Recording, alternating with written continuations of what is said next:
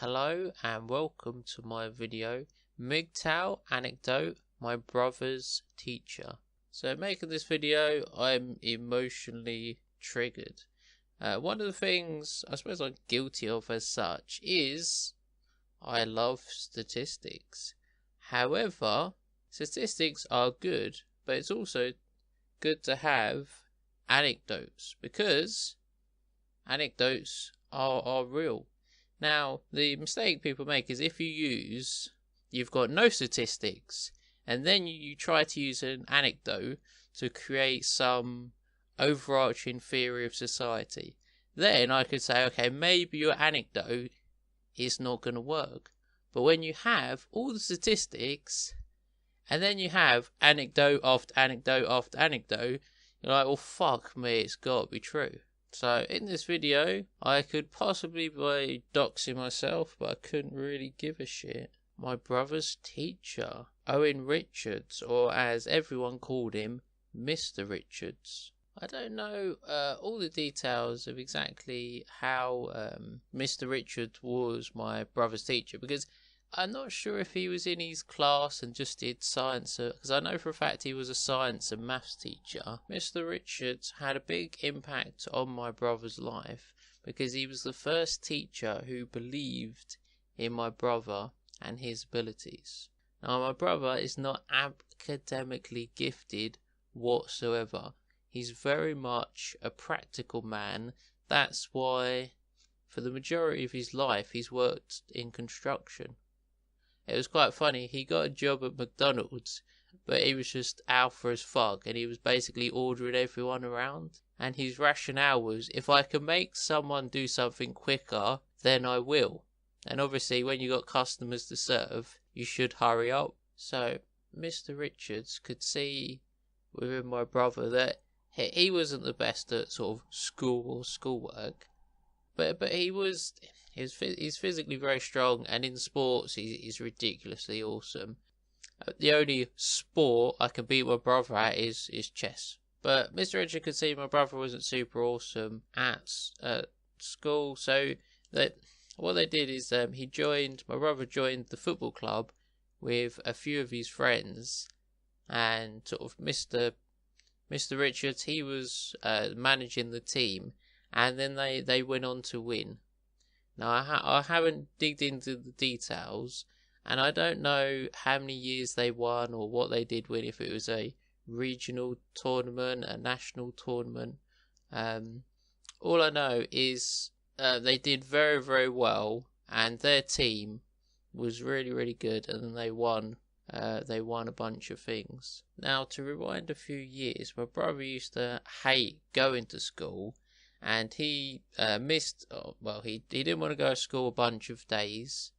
And at one point, the authorities said to my mum, like, look, if your kid doesn't start going to school, we'll take both your kids away because you're just an incompetent parent. And when my brother started getting taught by Mr.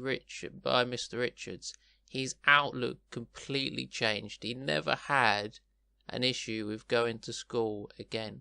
Like even when Mr. Richards wasn't his teacher, that's what I meant. It's because he'd changed his outlook. So as I previously mentioned, with Mr. Richards and my brother and their team, they won one of these football tournaments. And we actually had sort of a picture of Mr. Richards, my brother, and the whole team sort of lined up in the classic sports football way. We actually had this picture sort of framed, and it was by our fridge or refrigerator, hanging in our kitchen, and dare I say, I've lost count. It was hanging there for at least 10 years or so. One day I was reading the local newspaper, again doxing my location, and it turns out my brother's teacher has committed suicide, or had committed suicide. Now, obviously, it's a very personal matter, so we don't know all the ins and outs.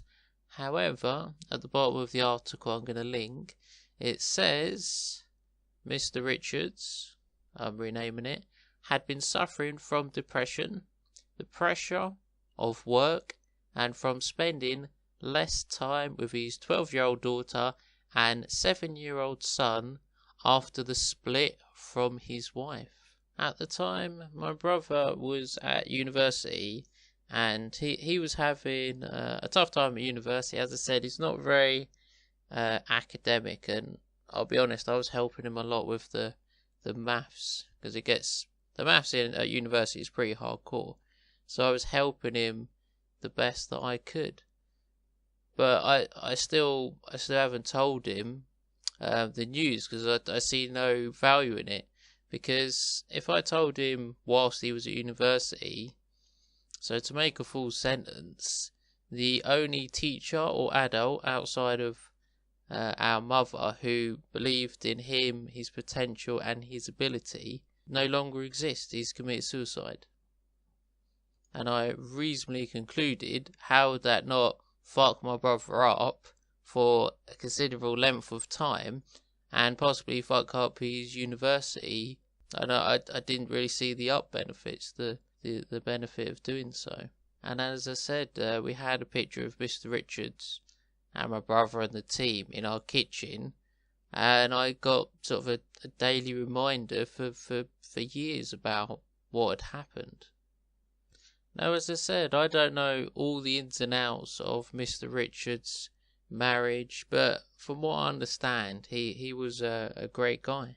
And sometimes I like to call it connect the dots. So let's play connect the dots. So we have a woman who uses the state to restrict, in this example I believe it was restricted access to the man's children, and then we have a suicide. So if we're connecting the dots, so dot number 1, it was the woman, and then dot number 2, there was the government enforcing the laws, and then dot number 3, we have a dead man. Now, I fully appreciate every person should be responsible for their own actions, but the trouble is, when there is something outside of your control, or something that gives your life significant meaning, for example, as he said, he was a head teacher and he had a wife and a family. Now, it does say that he had an additional partner, but the thing that sort of, well, I am assuming and speculating based on my understanding of suicide, the thing that sort of drove him over the edge, again, it really was his children. And lots of people say, once you have children, your world changes. And what I believe they mean by your world changes is your perspectives, your outlooks, and your choices more or less seem to revolve around your children. I'll make another assumption. Dare I say that Mr. Richards, because when he taught my brother, he was just like a science and sports teacher. Dare I say he became a head teacher to earn more money to provide sort of more for his family, to try to give his children a better life. I don't think that's an unreasonable assumption. Now, the reason why over the years I start to take issue with the government saying that these are basically indirect suicides, it's not, because they really are direct suicides. And lots of the men will tell you, I am committing suicide because I can no longer see my children, or I no longer have the same access to my children as I did previously. And the government has known this information for more than a decade, if not 2 or 3 decades, and then they're just completely indifferent. And let's say no one gives a shit about men, what about the children? Why would you? It's in the best interest of the child for all parents, or the majority of parents, to have dual custody. So, how well do you think children are going to grow up to be the most successful members of society when they only had one parent and then the other parent commits suicide? Again, if you're just being cold, hard and rational, again, it doesn't hold up. So let's take Mr. Richard. Let's imagine he was MGTOW and he never got into any serious long-term relationships with women. Chances are, unless his job was that crazy, that he might not have gone for being headmaster. He might still be alive. Now, you're free to accuse me of scoring political brownie points for MGTOW or MGTOWism, but unfortunately, this is the reality. As I said, Mr. Richards was a stand-up guy. I'm just going to assume it didn't work out with his wife and then he lost his kids, and then he committed suicide. And if he wasn't a head teacher, or if you don't have any influence in society, or you're not really a name, the thousands of suicides, they'll never get into the news. They'll just be another statistic. Seriously, the amount of it just triggers me so much when they say, "Oh, women are committing a lot more suicides," and it's like, okay, but what about the men? Men are committing suicides at 3 times the rate. Is that not an issue? And everyone's like, no. I remember we had a charity group called the Samaritans, and what the Samaritans do is you can ring them up and just tell them your problems, and they take no actions at all. They just listen to your problems. That's all they do. And they said, oh, male suicide is considerably higher, but women attempt suicide just as much. And I really struggled to comprehend his kind of logic. I was like, okay, but one of the humans is physically not here. One of the humans is physically dead. They no longer exist. Should we not focus? We can focus on both groups, but let's focus on the ones that give negative results. And the negative result is pretty permanent. It's like a final result. I think you should be focusing on that. And then he was like, oh, yeah, it's because women choose rubbisher methods.